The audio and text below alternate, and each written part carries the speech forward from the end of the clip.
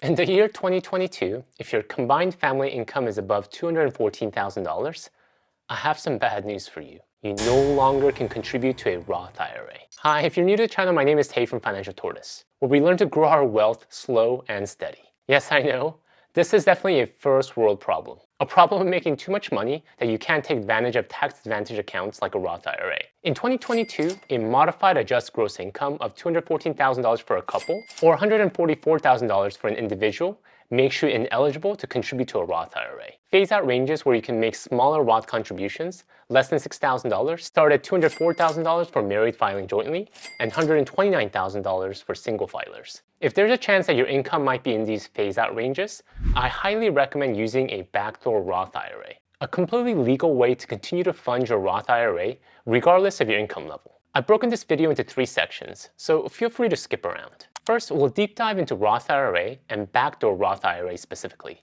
what it is, and why you should consider doing it. Second, I'll walk you step by step on how to do this correctly. I'm going to show it through Vanguard since this is where I hold my Roth IRA. But the steps are pretty much the same with any other firm. And following the steps are very important so you are in accordance with Internal Revenue Service's requirements around the process. And third, I want to share with you a few of the most common Backdoor Roth IRA errors to avoid so you don't make them yourself. First, let's talk about the Roth IRA. A Roth IRA allows individuals to set aside several $1,000s from their earnings every year in a retirement savings account. For 2022, the max is $6,000 per individual, and unlike a traditional IRA, the money contributed into a Roth IRA is after-tax dollars. With traditional IRA, the earner receives immediate deduction for their contribution, but pays tax when the money is withdrawn on dollars invested and their earnings. With Roth IRA, the earner pays taxes upfront, but taxes are not owed on the earnings or dollars invested during withdrawal. For those who don't want to worry about taxes in later years, Roth IRAs are a great way to do that. However, a problem occurs for high-income earners when they start earning above a certain threshold. They can't open or fund Roth IRAs if a couple filing jointly has a modified adjusted gross income of $214,000 or $144,000 for an individual. Traditional IRA, on the other hand, does not have income ceiling for participation. And the Internal Revenue Service also doesn't have income limits that restrict who can convert a traditional IRA to a Roth IRA. As a result, this Backdoor Roth IRA has become a tax planning opportunity for many high-income earners who previously couldn't contribute to a Roth IRA. Now, the question you might be asking is this worth the trouble?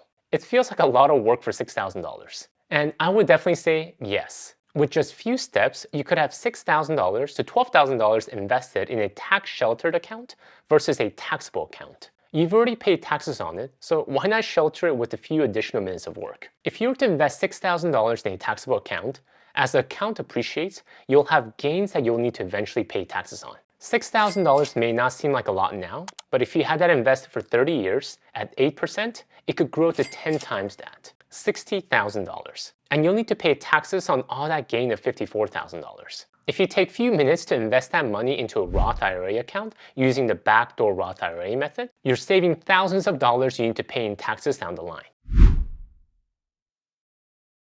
Alright, now that you're convinced that you should take the time to do a Backdoor Roth IRA, let me walk you through the steps of Vanguard. There are 5 essential steps you need to follow, and I'll walk you through them in detail. Feel free to pause at any time in the video. Step 1 is to open a traditional IRA account. You need a traditional IRA account before you can roll over the fund to a Roth IRA. In order to do this, first when you get to the Vanguard website, click Open an Account at the top of the page. From here, you'll select Start Your New Account. I'll assume you're using your bank to make your initial investment. If you're not already a Vanguard client, select No, I am new here. Here's a look at the process and the things you need to get started. The process will take about 5 to 10 minutes. Once your money reaches your new account, you can start investing it. You'll begin by selecting your goal and a related account type. Your account will act as a container for investments you'll choose later, such as an index fund or ETFs. We'll select retirement account for one person. Next, you'll provide your personal information. Review your details for accuracy. You'll then create a username and password. In addition, you'll agree to web terms and paperless documents.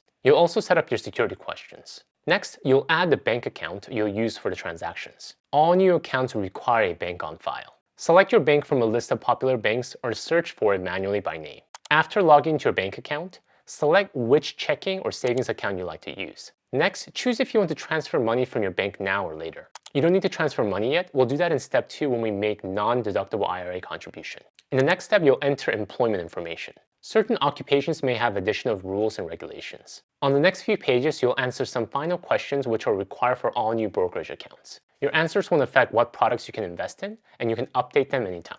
Once you review your information and accept agreements, you'll receive a confirmation. All right, let's move into step 2. Let's make a non-deductible IRA contribution into the traditional IRA account that you just opened. After logging in, go to Balance and Holdings under My Accounts. Find your traditional IRA brokerage account and click the arrow to the right of Buy and Sell and select Contribute to IRA. Vanguard asks if it's a rollover from another tax-deferred account. Select No. Towards the bottom, you'll choose the year for which you want this contribution to count. This is a 2022 Backdoor Roth IRA tutorial, so put $6,000 into the 2022 slot. Next, tell Vanguard where this money is coming from. Since you've already set up your bank account earlier, it should be available under the drop-down menu. Next, you'll be asked to review and submit your IRA contribution. Double check to make sure that you're making the appropriate contribution to the desired tax year and the fund is coming from an appropriate account. If it looks good, go ahead and click Submit. You'll get a confirmation and a nice thank you from your new friends at Vanguard. Step 3 is to open a Roth IRA account. The steps are pretty identical to opening up a traditional IRA, so I won't go through all the steps again here.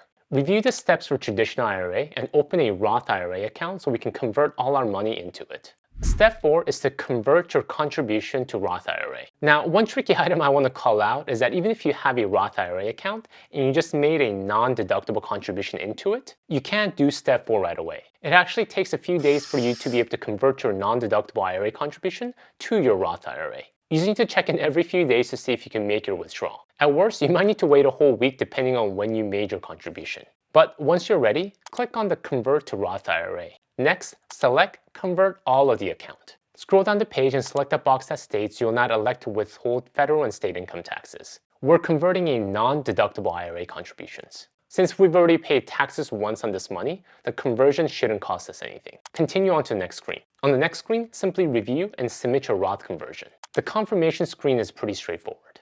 All right, step 5, invest in Roth IRA. In the last step, you successfully moved your money from traditional IRA to a Roth IRA. However, it isn't invested in anything yet.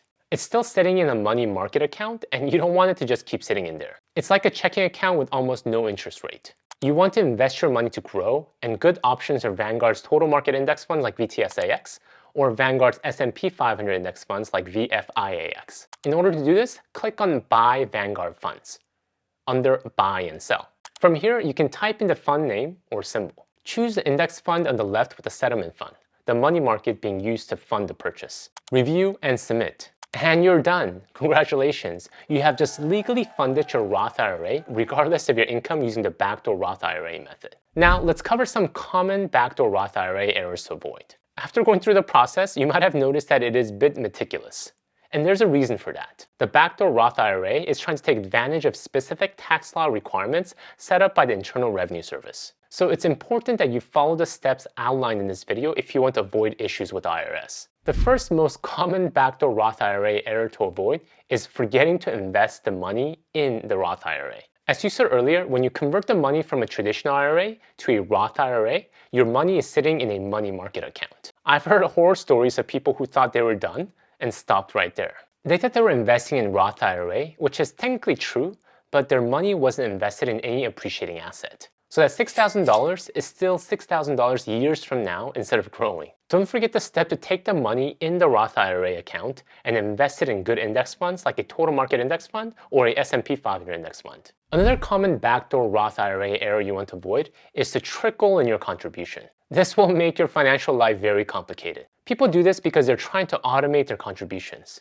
This is perfect for funding your 401k or your brokerage account, but when it comes to something sensitive like a Backdoor Roth IRA, it can actually create more problems than solutions. When you trickle in your contributions, you have tens or even hundreds small transactions you need to go through all the steps that we just went over. Save yourself the time and the headache. I'm assuming if you have enough money to contribute to a Roth IRA using a backdoor strategy, you make enough to make the contribution in one lump sum.